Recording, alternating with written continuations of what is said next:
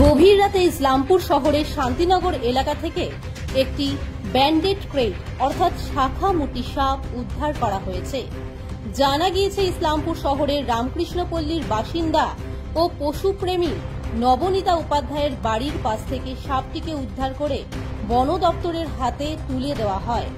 পশুপ্রেমী নবনীতা উপাধ্যায় জানান, এশিয়া মহাদেশে পাওয়া 4টি অত্যন্ত বিষাক্ত সাপের মধ্যে ব্যান্ডেড ক্রেট একটি। সাপটি উদ্ধার করে তিনি বন দপ্তরের হাতে তুলে দেন।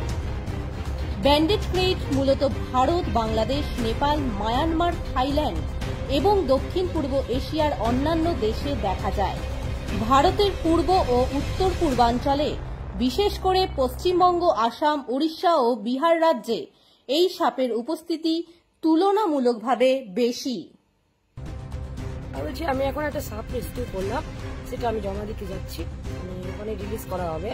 তো এই সাপটার নাম ব্যান্ডেড ক্রেট বা শাখামুটি, শঙ্কে এই সাপ বলে। আমি শুতে যাব, ওই সময় দেখছি আমার বাড়ির পাশের কুকুরগুলো অস্বাভাবিকভাবে চিৎকার করছে, যেটা যেরকম কিছু দেখলে ওরা চিৎকার চেঁচামেচি করে। সেই জন্য আমি বেরোলাম, বেরোয় দেখলাম একটা সাপ, জল ধরা সাপ বেরিয়ে গেল।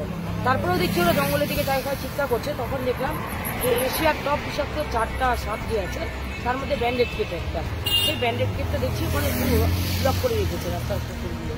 তারপরে আমি আমার ইনস্ট্রুমেন্ট নিয়ে আমি আমার ভাস্তা এটাকে রেস্কিউ করি।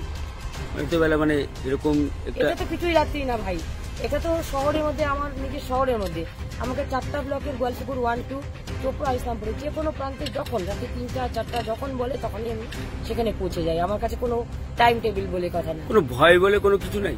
মানুষের সাথে থাকতে পারলে সবার সাথে অ্যাডজাস্ট করতে পারবো।